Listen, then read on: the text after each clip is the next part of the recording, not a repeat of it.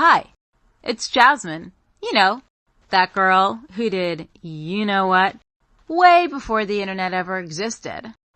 Join me and my special guest every week as we talk about anything and everything because nothing is too taboo. So punch your ticket and get on board the crazy train with me, Jasmine St. Clair. All aboard!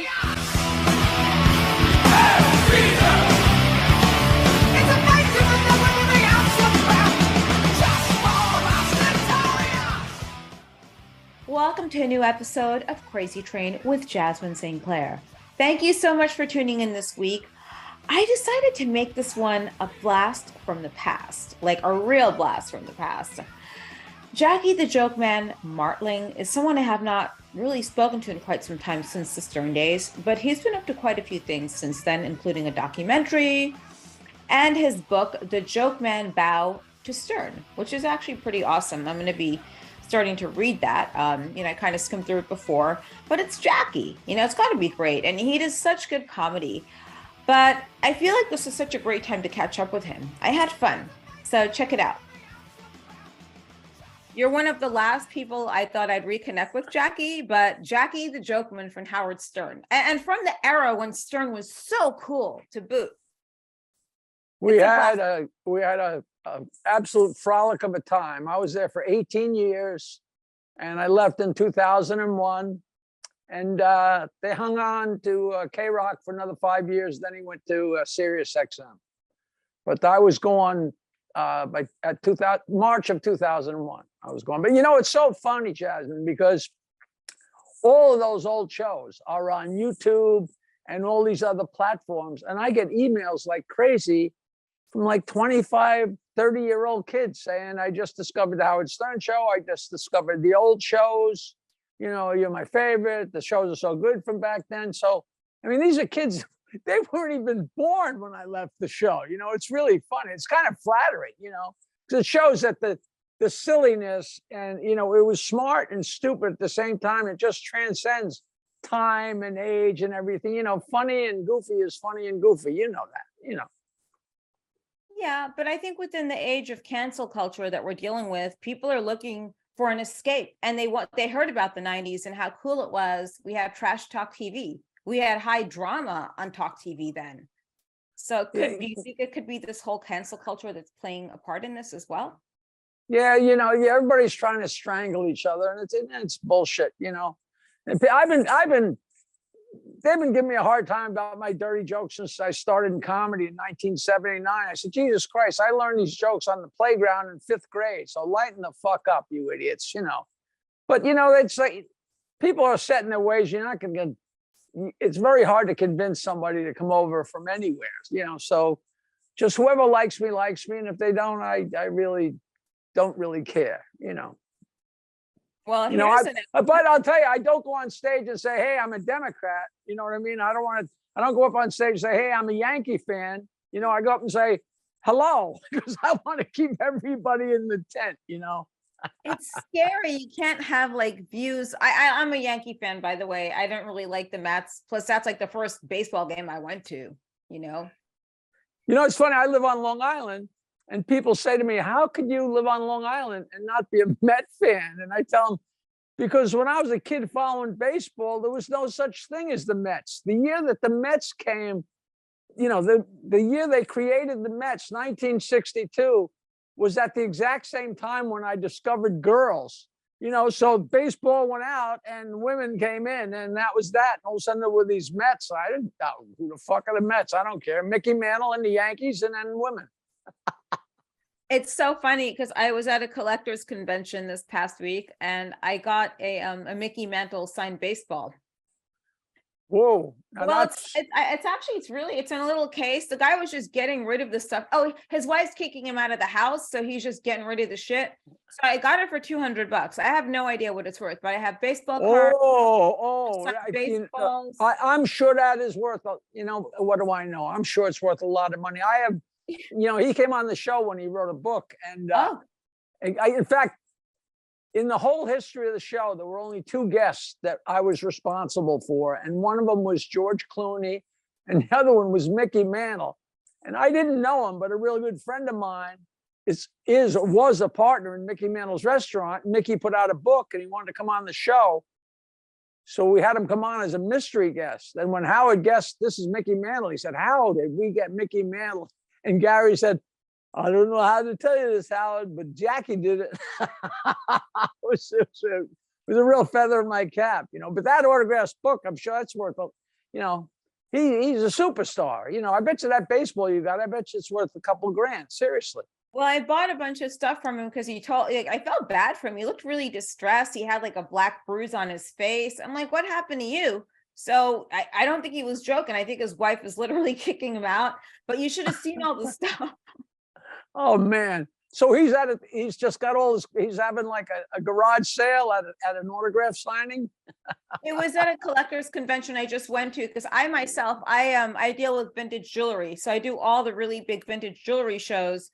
And I was supposed to meet someone there to collect money, but I took half the money anyway and like spent it at this guy's table. I bought Lou DiMaggio, two Lou DiMaggios, Mickey Mantle. Wait. Lou DiMaggio is a good friend of mine. You mean Joe DiMaggio? Joe DiMaggio, sorry. Duh. Yeah, Joe DiMaggio. I'll tell you, Lou DiMaggio will be thrilled to know that he was banded about. He's a real good guy. He's a great actor, So yeah, I have the two Joe DiMaggios, Reggie Jackson, oh God, Mickey Mantle. They're like a bunch of things that I'm just going to keep them here. I don't know what I'm going to do. I'm not selling them now, but I'll just wait a while. I love collecting things. I will give you the guy, this guy, whenever they have these golf tournaments, I play a lot of golf tournaments ever since I've been off the show.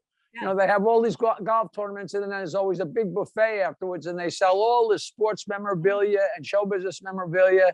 And the guy that runs the thing, you wouldn't believe the prices they get for this stuff. I bet you, he'd buy that stuff off you for a fortune, or you could do it on consignment. But it'd be worth it just to come out here and go to one of the. You're in LA, right? Well, I'm partially in New York and LA, but I'm in New York quite a bit just for acting work. So I would come out to a golf tournament. I have a bunch of O.J. Simpson stuff. Oh, that you would love it. You would love it, and they'd love to see it. And I always get up and tell filthy jokes, and it's and we eat like pigs and we play golf. You play golf? I could play mini golf. That's close enough. When I get to the green, you can take the putting. That's all. They would love to see you. I'm going to tell Bruce. Bruce Eagle is a real good character. I mean, Joe DiMaggio and Mickey Mantle, the crap that they sell stuff that's signed by the fucking car parker. So you can make some money, Well, yeah, I mean, I would love to go. I love doing things like that. And speaking of which, since you've been off the show, like the show obviously isn't the same, but we'll get to that soon. What have you been doing with yourself? I know you have your dirty jokes on TikTok we talked about.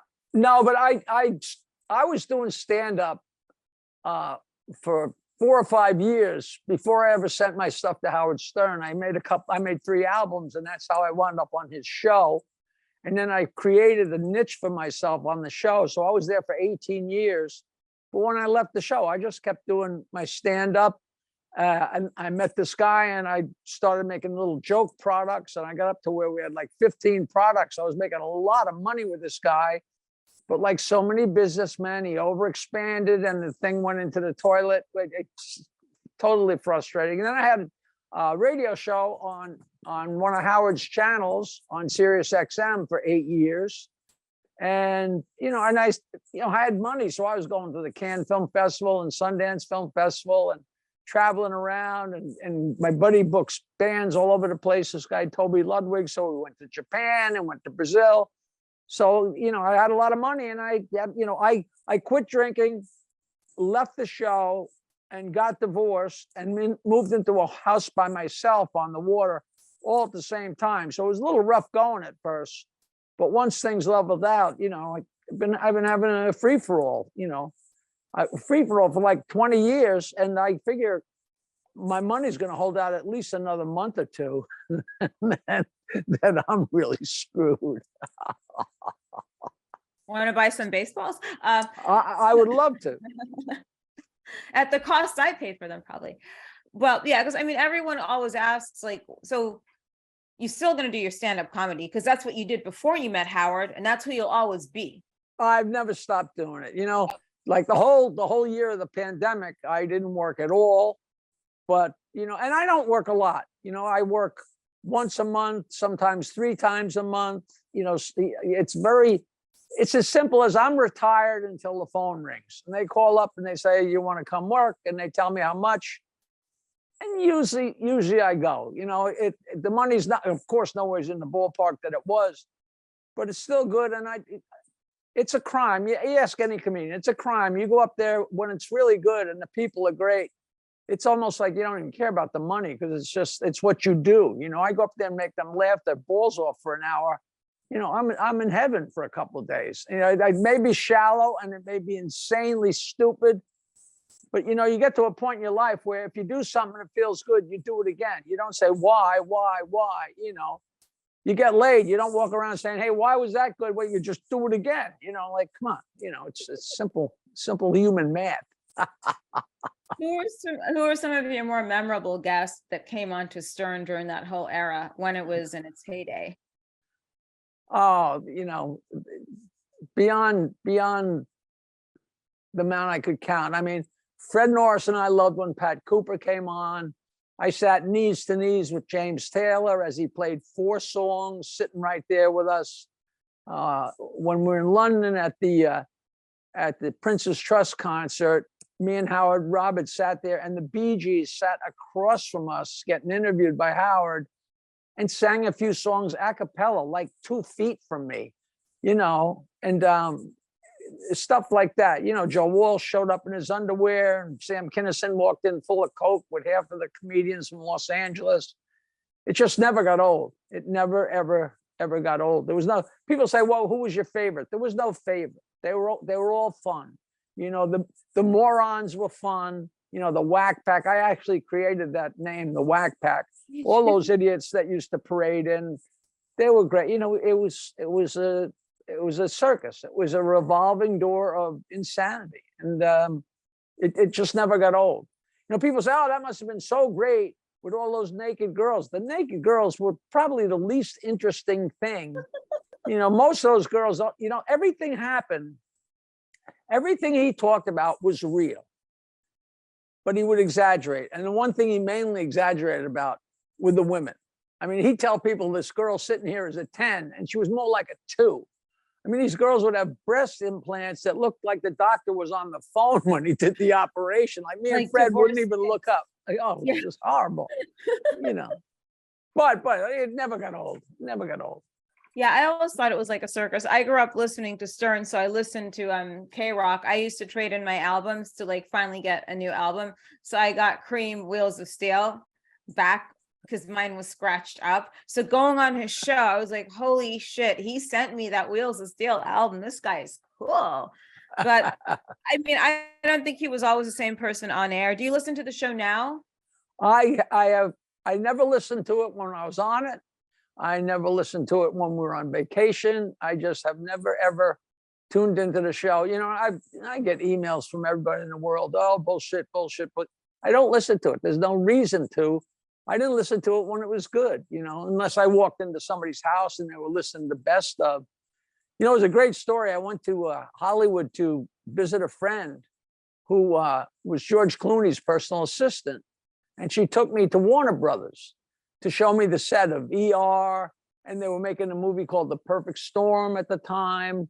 And we walked around Central Perk, the set for Friends. It was real exciting. And we're walking along. She said, oh, I got to introduce you to the girls. And we walked over, and coming from the trailer, I heard my laugh. I heard my screaming laugh, and I heard the show.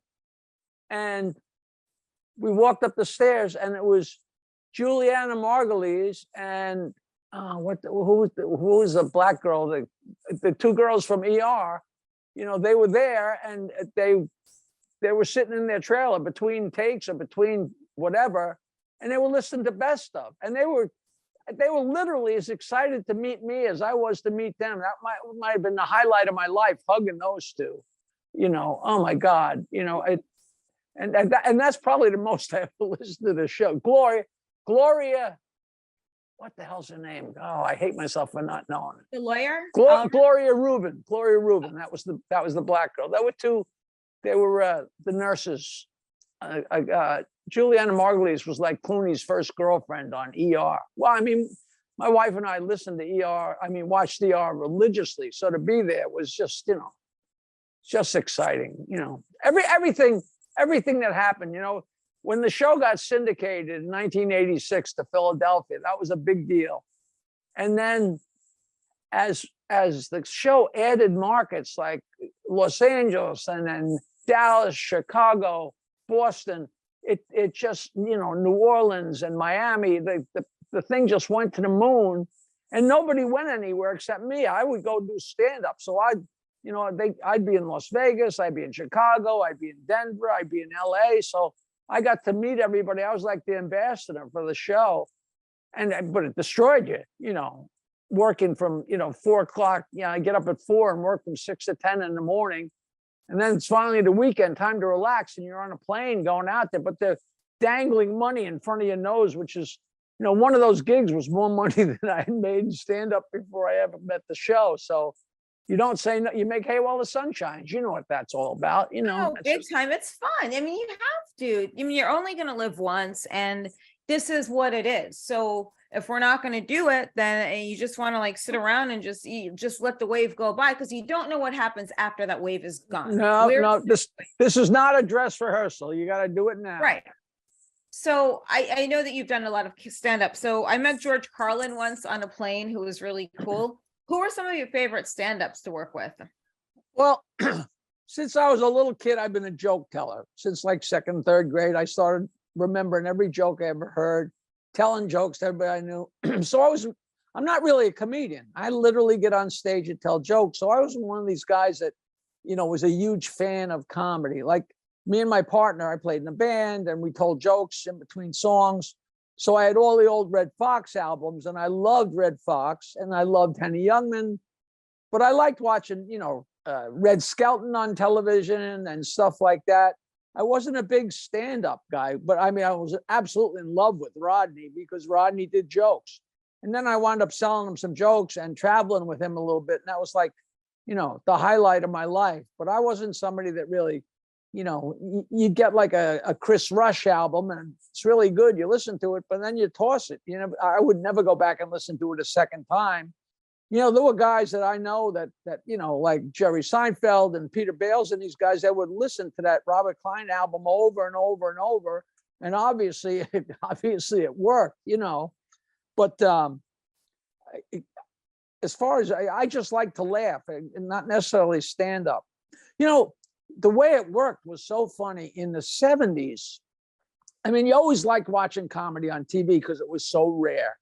In the 70s, if all of a sudden you saw a stand-up comedian on Ed Sullivan or in front of a brick wall on some show, you would just, whether you're a fan or not, you would be so honed into that show.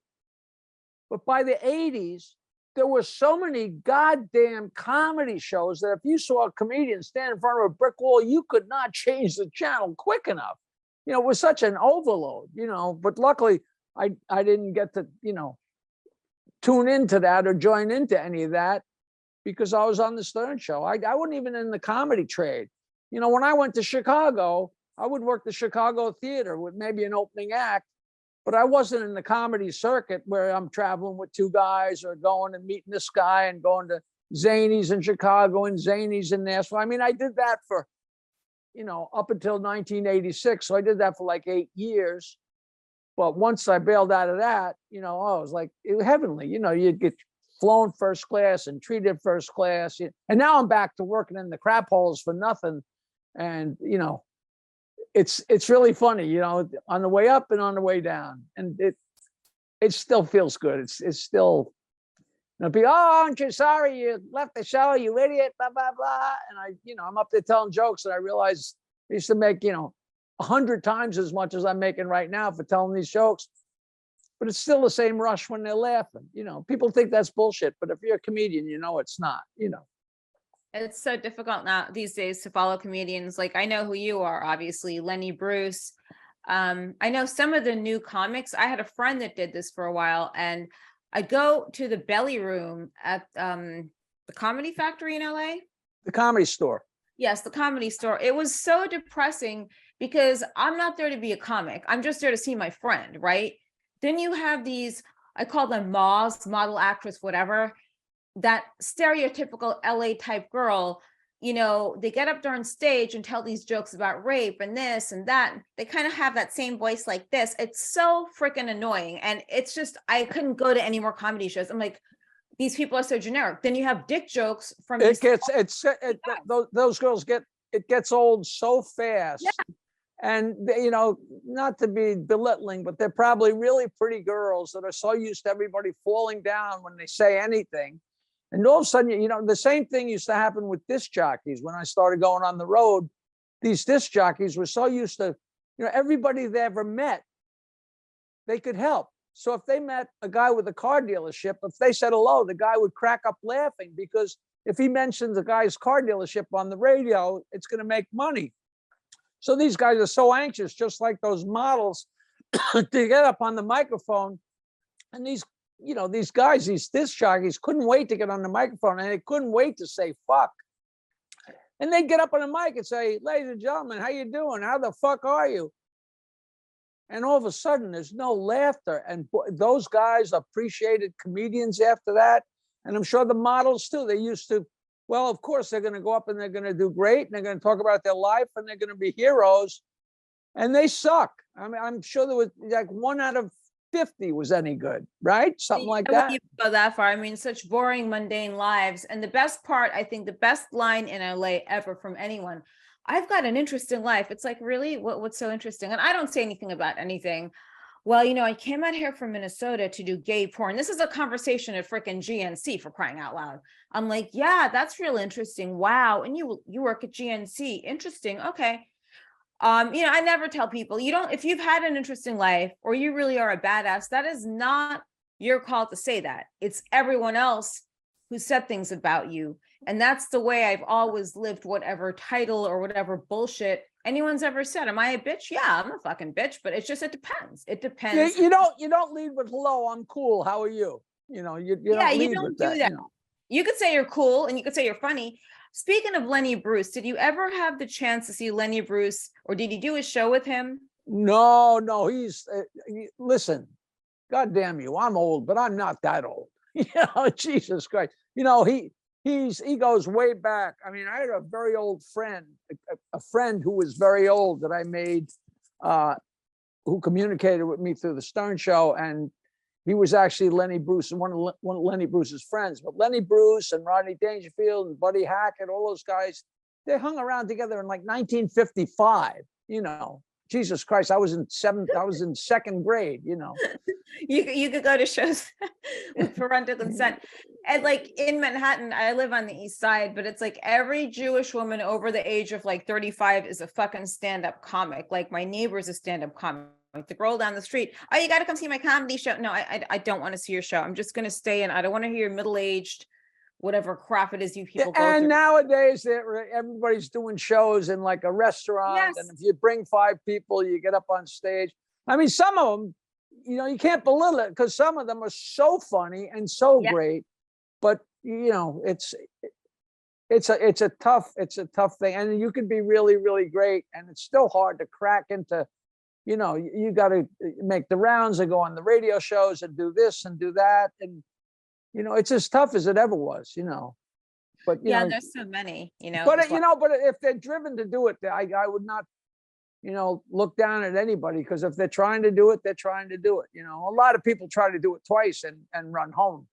Run home and pull the covers up over their heads. Those are tourists. Like, I suffer from stage fright, but I have a one-woman show that was doing very well.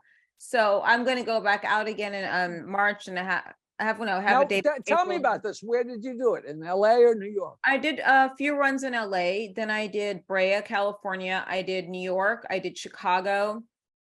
And that was it. It's just called A Weird Kind of Fame, but I wrote it myself. It's direct. It has a lot of AV in it, like from the 90s. So you get this younger audience, right? Like when I was at Second City, I was taking improv for acting, and I had no idea, like I'm inviting all these kids that are like half my age who weren't around in that cool era to see the show. Then they learn about you, but they're still your friends after. But just when they see all the Stern stuff and the Springer, wow, that's cool. Oh my God, what was he like? Maybe that's the kind of thing where it slowly seduces them into looking up all the old Stern videos online and these characters, who they are. I mean, it's something that sparks interest, but it's an hour-long journey into my life. And then obviously it just has the high point of the one thing I was obviously known for. And then it just comes back down to modern day, but it's like basically an escape from something I created that I couldn't escape all the way in Scandinavia. Then it comes back. I would love to see that. Now, did you have videotape it? Do you have videotape of it? I have like some clips, but the show's in April. I'll have Adam bring you out for that. I absolutely. Now, do you know where you're going to do it? The Triad? Triad or cut a Triad. Oh, that's great. You know what? I'm doing a show at the Triad on May 4th. You know, I don't think I ever, I've been there so many times. I don't think I ever performed there, but it's a great little room. You know, it's really intimate and really cool. You know, how many, you were on the show a lot of times, right? Yeah. Were you on the show like 4 times, 5 times? Yes, that was more than that. I counted it one day. It was like 10 times. I counted every single appearance. Like even when we were doing Naked Twister, when we were doing when I had my ex come on the show, when I had the pussy mole that I had, all that stuff. Like it's all, I documented all of it as a you know, growing up. And you know, when I was married for like the short time I was, my ex didn't even want me putting on the fridge a photo I had with Stern. I'm like, why? I said, it's fucking Howard Stern. You're just jealous because you never met him. And this is why you were married? He didn't want you to put the picture, you know. No, Hey, yeah, well, no, he was kicked to the curb not too long after that on Thanksgiving. So yeah. where are you from? Me, well, I grew up in the city. I grew up in New York. Oh, And then I came out to LA in like the 90s. Where am I from originally? I mean, I was born in like US territory, but I lived in London for a while. And when you were a Paris. kid, is that like where you went to school? Where'd you go to the grammar school, like in London and Paris, or? Yeah, to the Lycée Français, and then I came back, and then I went to the Montessori. I was in the Montessori school in London, the Lycée Français, le lycée à New York, the lycée in New York City after, then to Brooklyn Friends School. Wow. So you're a brilliant young woman. Young, thank you. Yes, brilliant. Yes, thank you. I hope. Now, I have never, nobody ever believes me when I tell them, they say, oh man, you guys had so many porn people on and so many actresses, blah, blah, blah. You must have been such a porn guy. I never, and nobody ever believes this, and I don't care. I have never watched a porn movie in my life. I mean, I've looked at little snippets of, you know, The Night in Paris and what's her face, Kim Kardashian, and Pam, you know, blowing Tommy. You know, everybody's seen snippets of that, you know. But as far as watching a porn movie, you know, I want to get laid. You know, I want to get a blowjob. I don't want to watch somebody else doing it.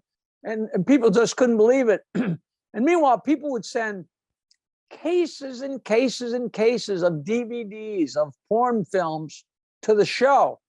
And I'd always be carrying out cases of porn films, and everybody thought that I was crazy, that I was some kind of porn pervert.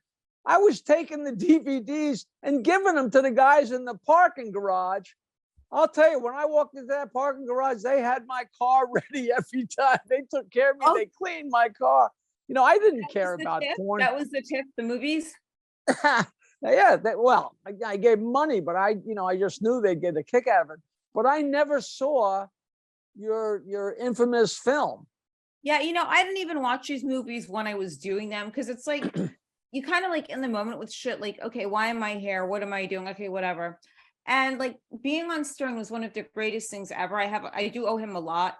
And, you know, for that, and, you know, I wish I could get back on the show again. I know it's a totally different thing than what it was then, you know, with his serious programming, but it was. Have you ever tried? I wouldn't be surprised if they had you back on. I wouldn't even know how to get a hold of Gary, but I do watch Gary's apology tape like over and over and over, because remember Gary's apology tape? Hello, hello, hello. Remember when that girl broke up with him and he sent the tape to a girl And You don't that, remember the Gary? of course, you know, It's one if of you my get favorite. me, you got three people. You got a good friend, and you know, I know that, you know. Dude, he had Oh, a mullet. He had a mullet and he like burps in the middle of this apology tape to this girl, Nancy. It's like you just burped, you have a mullet, and you're trying to like get, now, get back with and it was not a bit. It was absolutely as heartfelt as it could be, which is what made it just such a gem. You know, just like when I apologized to my wife on the air, you know, it was absolutely sincere, and you know, that's unfortunately that's what works. You know, but you know, you do what you do, and the world be damned. You know. But now when you came on, was it to sell, to try and move DVDs? he just had me on to talk about me, who I was, and like all the stuff I was gonna, doing the film. And then he wanted to bring me back on afterwards. And we kind of just took it from there. He just, I mean, maybe I don't know what a lot of the other guests were like, but I was just kind of one of those people. If I say I'm gonna show up, I show up. Clearly I'm not on drugs. And I'm probably like, I try to be as well spoken as I can on occasions. It just depends how many drinks I've had. But yeah, that's usually the key, the secret of my success of going back over and over. But it was a great show to be on. And yeah, I don't even know how to get a hold of those people anymore, but it was fun. I still go down to the Sirius building in New York. I see Gary. I saw Gary maybe once briefly, like passing by, but it's not like how I could say hi to him or whatever. Well, somebody will hear about it. You know, Somebody better, but it's crazy just with the whole VHS tape, because people argue with me that that's kind of like stalking, which I don't know if it's like stalking. If someone's sending you a VHS tape to make you watch them apologize to you, it's borderline something creepy. He's not a stalker. So what else do you have going on? I know you said you were doing a documentary. Oh, I Please, wrote that my sounds autobiography. I would love to send it to you. I don't know if you're a reader or whether you'd be interested, yes. but anybody that likes the Stern Show and likes to laugh and likes showbiz autobiographies, I had a pretty nice run, pretty silly life. So my autobiography did really well. You know, I mean, you're a marketer and you sell your stuff.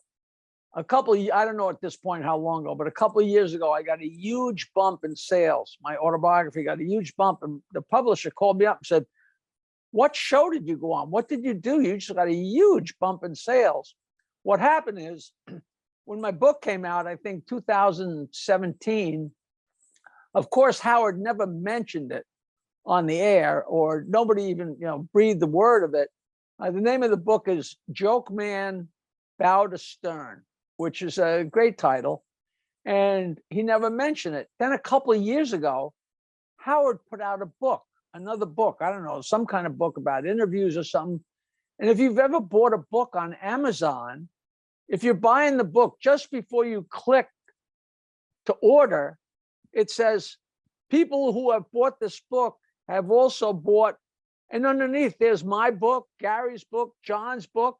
So they already have the mouse in their hand. They already have the credit card loaded in. Just by clicking on me for another $15, they got my book. So all these zillions of people that bought Howard's new book, a certain percentage of them bought my book too. And all of a sudden, for me, that was like a huge bump, and I don't think to this day he has any idea that he helped me. But it's great, Maybe. Do you still get along? Do you still talk to him at all, or? Nah, I sent him a happy birthday email, and he writes back. We're cordial. It's, if somebody said, "How's your relationship with Jackie?" he'd say, "It's fine," but we don't really have a relationship as far as, I don't see him, he doesn't see me. It's not like, "Hey, Jackie, come on over to the Hamptons and let's hang out." But I'm sure he's happy, holed up in his little place, his huge place in the Hamptons, and he's living his life. I mean, 20 years ago, he already had more money than he could ever spend. So it's not, but people say, "When's he going to retire?" And I tell him, the day that guy dies, he will have been on the air that morning. I mean, that's what he does. He lives to do that. He doesn't work. He doesn't work on the radio so he can have a life. He has a life so he can talk on the radio, which I'm not sure is a bad thing. I mean, that's what he lives to do. When he goes off the air, I'm sure that's all he thinks about is getting back on the air again. People tell me I'm crazy, but I watched for 18 years, so I got a somewhat idea what I'm talking about. That gives them a purpose. I mean, I totally get that. You always think about the next thing you're doing. Speaking of which, you have TikTok videos. I don't know how you have the patience for this. What's your TikTok? TikTok.com/@Jackie Martling. I don't know why the ad is in there, but it's got to be in there. TikTok.com/@Jackie Martling. One of my TikTok videos got like one at the I haven't looked lately, but it was at 1.1 million views. 1.1 million. I don't get any money for it because it's not registered with them. I didn't know how to do that.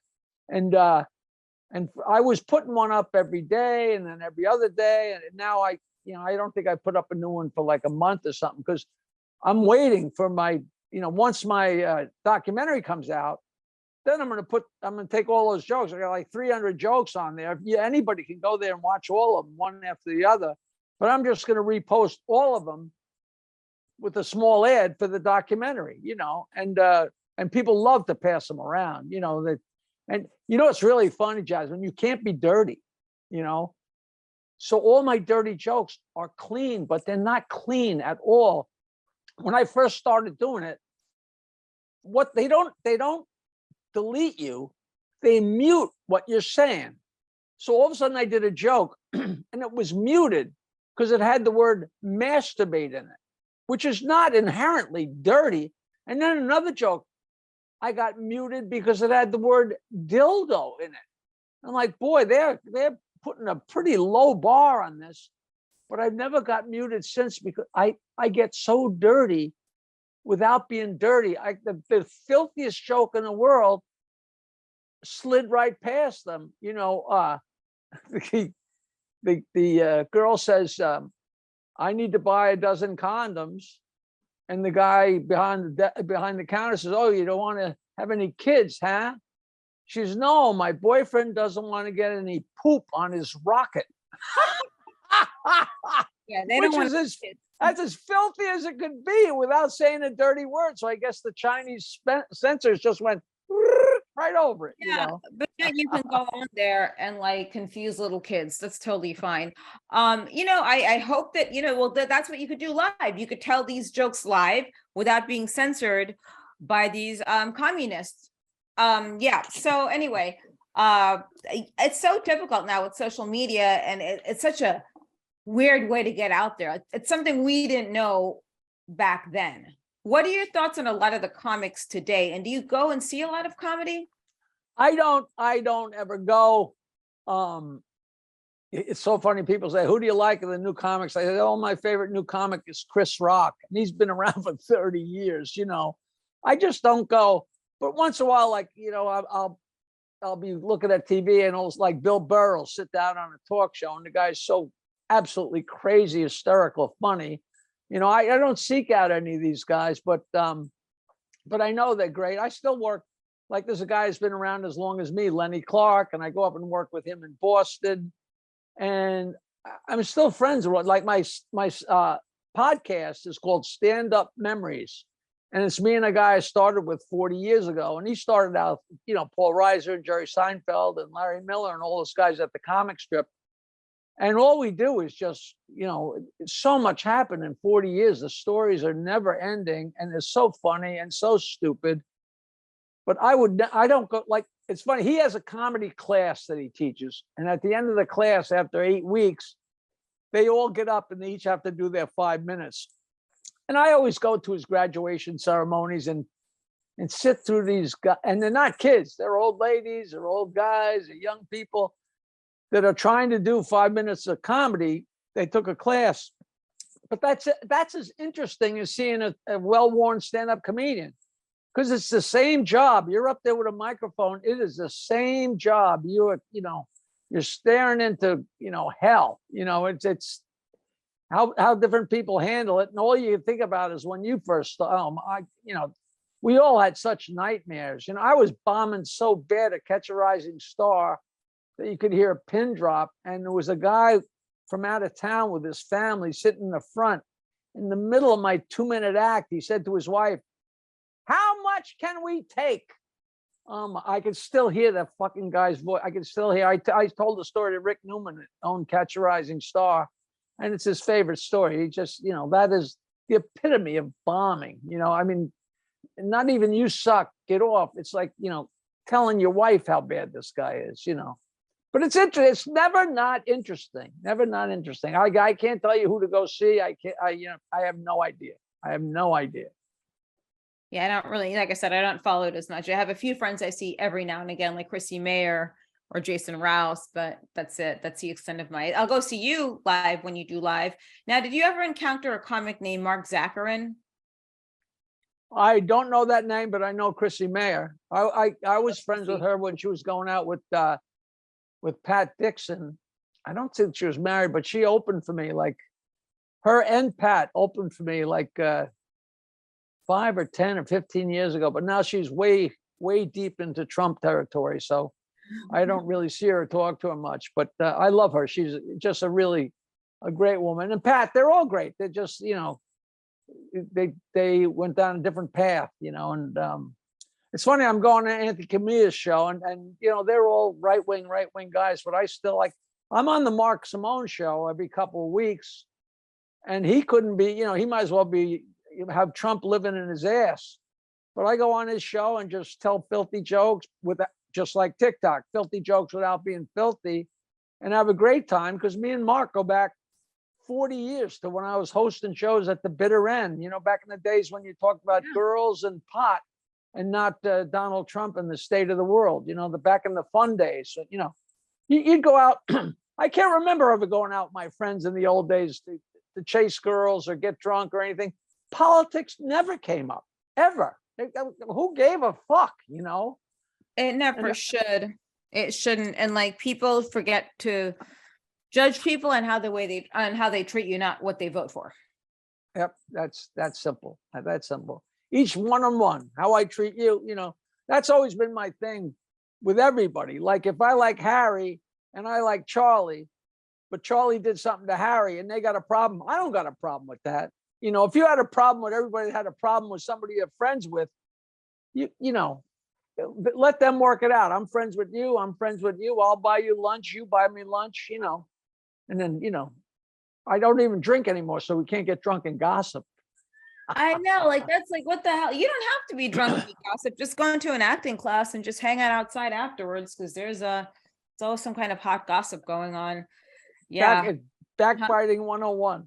That should be an acting class. Backbiting 101. No, we're almost at the end of a class like next week, but it's been a crazy last 3 months. It was a student that was stalking a teacher, breaking into the school, trying to leave him a gift, putting his photo all over Nextdoor on Facebook, looking for his address.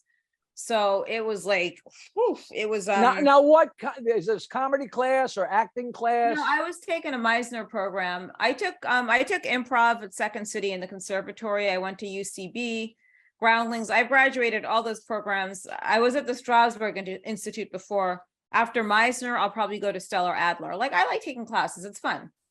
Yeah, my ex-wife did Meisner. Now, you did that in New York or did it in LA or?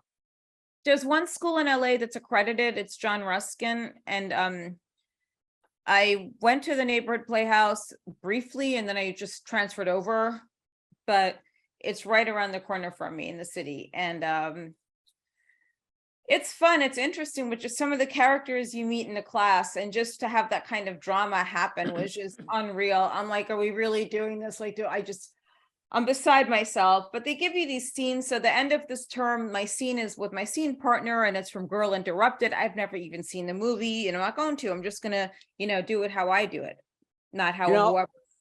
I took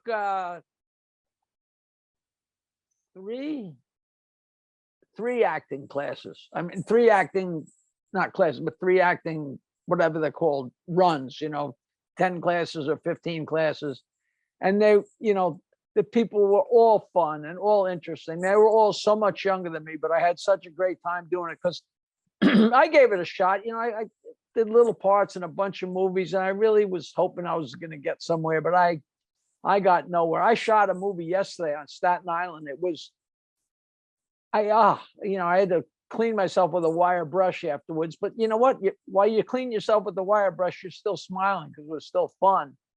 But those acting classes were great. But the amount of drama, and I'm not talking about acting drama, the inner drama between the kids or the people, it's just amazing how it festers. And not all bad, good, bad. You know,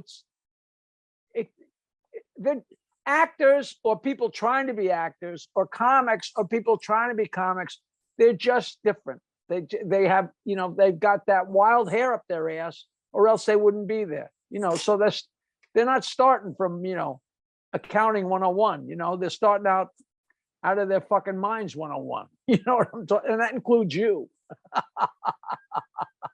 I get that. I admit I'm the first person to say I'm more off stick in the head. I'm one of them. Plus, I do pro wrestling like once a month. You know, last month I was thrown over a barbed wire rope. So yeah, we're all fucked in the head. I'm one of them. Now wait. I've been meaning to ask you, what is, you know, I when I was a kid in the 50s, my parents were out getting drunk every weekend night. So I'd be sitting there in my big comfortable chair, 3 feet from the television, and I'd watch 4 hours from Sunnyside Gardens and 4 hours from Madison Square Garden and 4 hours from Comac Arena. And this is way back in the days of pro wrestling with Haystacks Calhoun and Happy Humphrey and the Graham brothers and the Midgets and Killer Kowalski and these guys.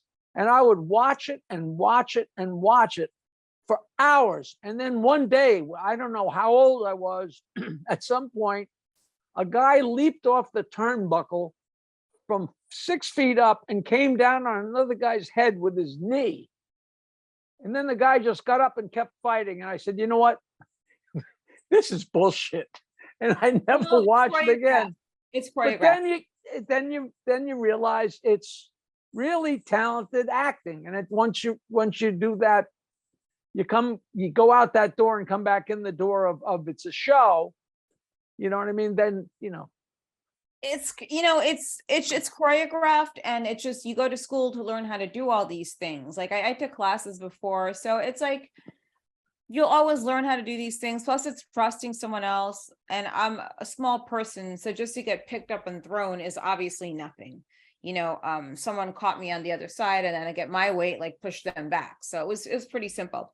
How tall are you? I have no idea. How tall are you? 5'7". So you're not little. Jesus Christ, I'm 5'7". Yeah, but I'm 108 pounds, 110, like right in that thing. But you know, these are guys that pick up 300-400 pound guys too. So I mean, picking me up is probably, you know, not the worst thing. It's probably like picking up whatever, a pillow or something, if they make pillows. So how do I get to see you wrestle? Is that ever on television or it's on cable? So we're done XPW. We were on Fight, and now we have our own streaming service, which is way better. I'll send you a link. But we have also XPW TV on YouTube, which I'll send you. And, you know, we have shows. Wait, now what is XP what? XPW, Extreme Pro Wrestling. Extreme Pro Wrestling. Extreme meaning wilder or neuter or sexier or? Well, it's sexy. There's blood. There's like death matches. There's regular collegiate style matches. We have a show in New Jersey in March. We don't have them in New York yet, but we have, you know, I do a lot of signings and stuff. Like I'll always do appearances. You probably get booked on appearances, right? Not that, you know, not as many as I'd like. Okay. Because the ones I did, you know, I sat next to the first Playboy bunny ever. And I sat next to Richard Kyle Jaws. Remember Jaws from James Bond, the guy that bit the cable? And and Marky from the Ramones. The last I did a signing like 6 months ago, and I sat next to. Did you ever watch Seinfeld? Yep, all the time. Elaine's boss from Seinfeld, Mr. Oh, and not Mr. Pitt, the other guy, that the explorer guy, and he in real life he's that guy. I thought he was putting me on. I mean, he's a really swell, sweet, wonderful guy. Well, how? It's nice to meet you. How are you? You know, I'm like, gee, you're kidding. You know, what's his name, Mr. Bluster? I don't know. I Oh, stopped by Welcome Back Cotter before, the horse shack and those guys. oh, that's great. Great fun. Great fun. Man. But maybe you'll get more signings, and hopefully, you know, to promote your documentary when it's out. And obviously you have a book, which I think everyone should get when they get it, when they kind of go on Amazon. You should buy it. It's Joke Man About a Stern. So no, wait, let me explain. Yes. It's called The Joke Man About a Stern, but you have to put the Joke Man first, because if you Google About a Stern, you get a 7th grade sailing manual. I swear to God. So you got The Joke Man About a Stern, and the reviews, you could go on Amazon and see the reviews. Like, you know, yeah, of course, there's a couple of Stern people. Oh, why is it written in Chinese? Or Jackie wrote this with his head up his ass. You know the Stern haters, but I don't have to tell you about them. You know. Oh God, yeah. But for the most part, people are surprised. They're like, "Wow, who knew this guy could write a book?" You know. That's so crazy. Yeah, I got to put in. Yeah, The Joke Man About a Stern. So that is a. And you gotta send me your address so I can send you a book. Yes. And I'll definitely read the book, folks, and let you know about it, because a good read is a good read. And I always leave reviews, by the way, on Amazon when I can. So absolutely. And his podcast, Stand Up Memories podcast. And for those of you who are on TikTok, you always got to put that annoying Jack. So Jackie Martling, which I'll put the your socials at the end of the interview. That's interesting. I mean, you've adapted pretty well to social media. I can't do TikTok, so hats off to you for that one. Well, you know what? Starting in like 2012 until, I don't know, maybe 6 months ago, I tweeted a joke. I put a new joke on Twitter every day for at least 10 years. And, you know, people, they loved it because it was like clockwork. Every day at 4:20, of course, marijuana time. I had a program that loaded it up automatically, and there was a filthy joke every day at 4:20. In the beginning, it had to be 140 characters, which was such a challenge to get a goddamn joke into one. And then they made it 280 characters, which is really still a very small amount. But I got so I could really make it so concise. It was really fun. It was almost like a math problem to get all that information into that small space. So it was fun. Twitter is crazy. Are you on Twitter? Yeah, I'm Jackie Martling on Twitter, and I don't do, I post my gigs there, and I post something fun. I'm friends with Willie Nelson, and he just won the Grammy for Best Country Album. So that's the kind of stuff I retweet. I used to do Gilbert Gottfried's podcast, and I would tweet that out. Just stuff that happens. And in the pin tweet, I always have, like right now, I have March 4th. I'm at the Suffolk Theater with my podcast partner Peter Bales, so that's my pin tweet. And then I'm sure you do cameo.com. Yes. I'm sure you're on Cameo. That was my next question. Do you have Cameo? Because people would probably love to buy a joke from you for their friends. Well, in fact, I think I usually pin that like a week or two before Valentine's Day or Christmas or whatever. And yeah, I get a ton of those. I only charge $75, but people, like, every review I get is 5-star because somebody says, my husband, he loves dwarf jokes, or my husband loves shit jokes, or blah blah blah, whatever they want. This is for my mother-in-law. She's a piece of shit. Tell her that she's ugly. Whatever they ask me to do, I just do it. And I always make sure it's in fun. And they come in. I'll get 5 in a day. But then I'll go 3 days where I get none, and then all of a sudden you get 2, and then all of a sudden for a week, they come in very randomly. But right around Valentine's Day, because the world is so boring now. There's, how many times can you send flowers and say I love you? If you've been with the same person for 20 years, it's time for a dick joke. You know, it really Yeah, is time time for for a joke or like a rape joke or something cool like that, God. But you got to do something to keep it spicy. So yeah, go ahead and buy. You don't want to buy. Yeah, you could buy a dick joke. You could buy any type of joke for Jackie Marlin on Cameo, and this comes out, right after Valentine's Day. But still, you could still get them for Easter, an Easter gift instead of a bunny. There's nothing like a good Easter joke. So you got March 4th coming up. What else do we have after March 4th? March 24th, I'm at the American Hotel in Freehold, New Jersey. They're just introducing comedy there. My friend Dino from Uncle Vinny's Comedy Club down in Point Pleasant is producing shows at the American Hotel in Freehold.